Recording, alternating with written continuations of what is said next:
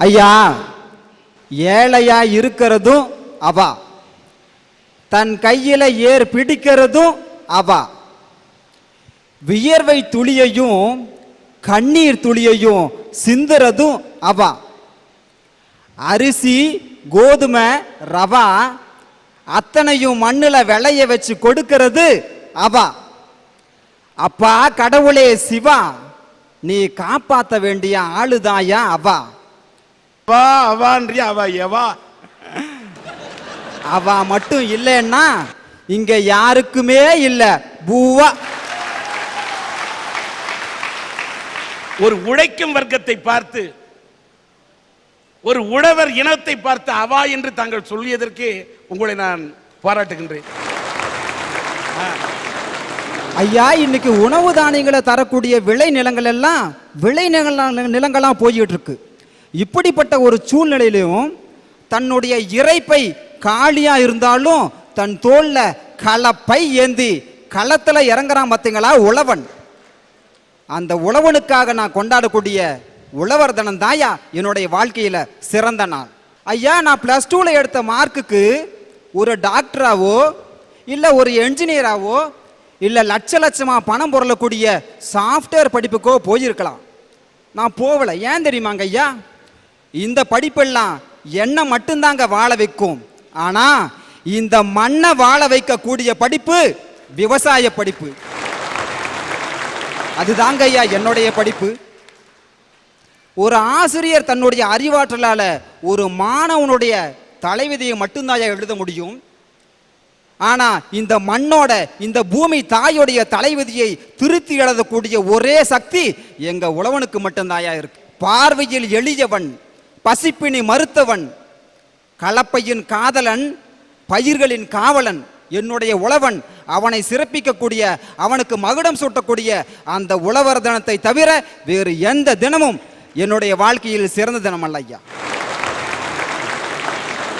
விவசாயத்தின் அருமை பெருமையை எடுத்து பறைசாற்றும் விதத்திலே உழவர் தினத்தை பற்றி பேசுவதற்காக வந்த இந்த இளைஞனை நான் பாராட்டுகிறேன்.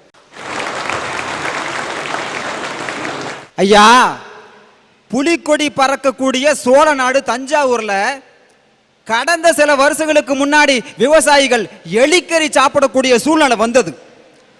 ஒரு கவிஞன் தான் எழுதக்கூடிய கவிதையால ரத்த கண்ணீர் வடிச்சான். எப்படி தெரியுங்களா? அன்று தஞ்சை நஞ்சை உண்டு சாகுபடியானது, ஆனால் இன்றோ தஞ்சை நஞ்சை உண்டு சாகும்படி ஆனதுன்னு சொன்னான். ஐயா, உழவன் அற்புதமான ஆற்றல் படைத்தவன். தன்னுடைய வியர்வை முத்துக்களை நெல் முத்துக்களாக மாற்றக்கூடிய அபார வல்லமை இந்த உலகத்திலேயே எங்க உழவனுக்கு மட்டும்தாயா உண்டு.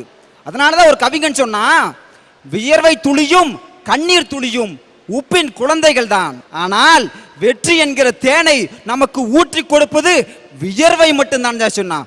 உழவரை பத்தி இவ்வளவு சிறப்பாக சொல்லிட்டு இருக்காரு சார். இன்னைக்கு சர்வதேச அளவில் பூச்சி மருந்து தடை செய்யப்பட்ட ஒரு மருந்து டிடிடி. இந்த டிடிடிங்கிற மருந்தை இன்னைக்கு எல்லா விவசாயிகளையும் பயன்படுத்தி இயற்கையிலே விளையக்கூடிய ஒவ்வொரு உணவு பயிரிலையும் நச்சுத்தன்மையை ஏற்படுத்திட்டு இருக்கிறார் சார். அந்த நச்சுத்தன்மையினால தான் சார் இன்னைக்கு மனுஷனுக்கு ஒவ்வொரு வியாதியும் வந்துட்டு இருக்குது. அப்படி சேவையோட செய்யறதா இருந்தா தடை செய்யப்பட்ட இந்த மருந்தை எந்த விவசாயியும் பயன்படுத்தக்கூடாதுங்க சார். விவசாயி பயன்படுத்துறாங்க நீங்க சொல்றீங்க. அந்த தடை செய்யப்பட்ட மருந்து எப்படி விற்பனைக்கு வருகிறது? யார் விற்கிறாங்க? வாங்குறவங்கள சொல்றீங்க. எப்படி விற்கிறாங்க? கண்டுபிடிக்க வேண்டியவங்க ஏன் கண்டுபிடிக்கல? ஏன் கண்ணில் விளக்கெண்ணெய் ஊத்திக்கல? விவசாயி மட்டும் குறை சொல்லாதீங்க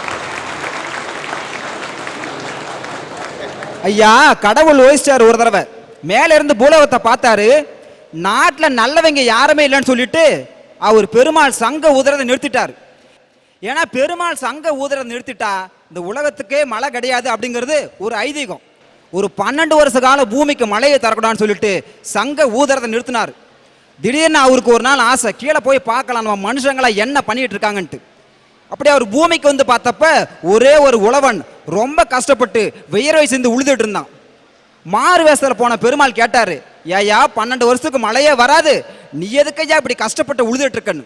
அந்த உழவன் சொன்னான் பாருங்க, சாமி மழை வருதோ வரலையோ அதை பத்தி எனக்கு கவலை கிடையாது, ஆனா 12 வருஷத்துக்கு இந்த உலகத்துக்கே சோறு போடக்கூடிய அந்த உழவு தொழிலை நான் செய்யலனா அந்த தொழிலே எனக்கு மறந்து போயிடும். பெருமாள் பயந்தாரு, சங்க எடுத்தாரு பாருங்க. கடைசியில பெருமாளுக்கே தெரியல சங்க வலது பக்கமா ஊதணுமா இல்ல இடது பக்கமா ஊதணுமான்ட்டு. வானத்தின் கூரை பீத்து கொண்டு கவிங்க அங்க சொன்னான் இருக்கிறேன்னு சொல்லிட்டு சங்க எடுத்தாரு பாருங்க. கடைசியில பெருமாளுக்கே தெரியல சங்க வலது பக்கமா ஊதணுமா இல்ல இடது பக்கமா ஊதணுமான்ட்டு. ஊதனார் சங்கு, வானத்தின் கூரை பீத்து கொண்டு மழை பொழிந்தது. கடவுள் கொடுத்த அந்த மலை துளியில் எங்க உழவனுடைய வேர்வை துளியும் கலந்தது. கவிங்க அங்க சொன்னான், கடவுள் என்னும் முதலாளி கண்டெடுத்த தொழிலாளி அவன்தான் ஐயா எங்கள் விவசாயி. அந்த உழவனுக்காக நான் கொண்டாடக்கூடிய உழவர் தனம் தாயா சிறந்தது. ஐயா, இந்த உலகத்துல பருவமழை தவறலாம், ஆனா ஒரு உழவன் தன்னுடைய கடமையிலிருந்து மட்டும் தவறதே கிடையாதுங்க. அவனுக்கு இல்லாத கஷ்டமா எவ்வளவு கஷ்டங்கள், கடமை தவறானா. இன்னைக்கு ஆசிரியர் பாருங்க, இருக்கிற சம்பளம் போதாதுன்னு சொல்லிட்டு கூடுதலா சம்பளம் கேட்டு போராட்டம் நடத்துறாங்க. 33 50 மாத்துங்கன்னு சொல்லிட்டு பெண்கள் ஒரு பக்கம் போராட்டம் நடத்துறாங்க.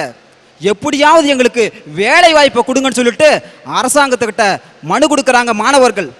ஆனா இந்த உலகத்துக்கு சோறு போடக்கூடிய உழவன் தங்களுடைய தொழிலை செய்ய மாட்டேன்னு சொல்லிட்டு போராட்டத்தில் உட்கார்ந்தாங்கன்னா உலகத்தில் இருக்கக்கூடிய ஒவ்வொரு மனுஷனுடைய இறப்பையும் காய்ந்து கல்லறைக்கு தான் போகணும், கல்லறைக்கு தான் போகணும். ஐயா, இந்த எங்க வாதியாரெல்லாம் நான் 1வது படிக்கிறப்ப சொல்லுவார், பசங்களா சாப்பிட்றதுக்கு முன்னாடி எல்லாரும் ஒரு நிமிஷம் கண்ணை மூடி கடவுளை ப்ரே பண்ணிட்டு அதுக்கு பிறகு சாப்பிடுங்கன்னு சொல்லிட்டு. குரானை வாசிக்கக்கூடிய நபராக இருந்தாலும் சரி, புனித வேதாகமத்தை வாசிக்கக்கூடிய நபராக இருந்தாலும் சரி, கிருஷ்ணபிரான் நமக்கு கொடுத்தானே கீதையை வாசிப்பவராக இருந்தாலும் சரி, சாப்பிடுவதற்கு ஒரு நிமிடம் முன்னால் அந்த உழவனை நினையுங்கள், அவன்தான் மனித கடவுள். வைரமுத்து சொன்னான், ஏற்படிக்கும் சாதிக்கு இதுவே தான் தலையெழுத்தா, விதி முடிஞ்ச ஆளுக்கு விவசாயம் எழுதிருக்கா, காஞ்சு கிடக்குதுன்னு கடவுளுக்கு மனு செஞ்சா பேஞ்சு கெடுத்துருச்சு, ஐயோ பெருமாளே என்ன பண்ணுன்னு சொன்னான். இருக்கக்கூடிய எத்தனை நாட்களை விடவும் என் உழவன் கொண்டாடுகிறானே அவனுக்கு நான் மகுடம் சூட்டுகிறேனே, அந்த உழவர் தினமே இனியது இனியது. இவர் உழவர் தினத்தின் அருமையை பற்றி அற்புதமாக பேசினார். இந்த தருணத்திலே இந்த மேடையிலே கீர்த்தனா என்ற ஒரு பெண்ணை நான் உங்களுக்கு அறிமுகப்படுத்த விரும்புகின்றேன். வாங்க கீர்த்தனா, எத்தனாவது படிக்கிறீங்க? 9ஆம் வகுப்பு படித்திருக்கிறார் இந்த கீர்த்தனா. இவருடைய தந்தை ஒரு காலத்திலே மரங்களில், பனை மரங்களில், தென்னை மரங்களில் மரமேறியாக இருந்து கஷ்டப்பட்டு உழைத்த ஒரு குடும்பம். அவர் ஊனமுட்டு விட்ட காரணத்தால் இவருடைய தந்தை இப்பொழுது மரமேறி பிழைக்க முடியவில்லை. உடனே இந்த பெண்ணின் தாய் அவர் மரமேறி, தென்னை மரங்களில் ஏறி, பனை மரங்களில் ஏறி குடும்பத்தை காப்பாற்றினார். அவருக்கு இருதயத்திலே பிரச்சனை, அவரும் கஷ்டப்பட்டு கொண்டிருக்கிறார். உடனே இந்த பெண் ஒரு விவசாய பெண்ணாக இருந்து படித்துக் கொண்டிருக்கிறார். அதே நேரத்திலே உழைத்துக் கொண்டிருக்கிறார்.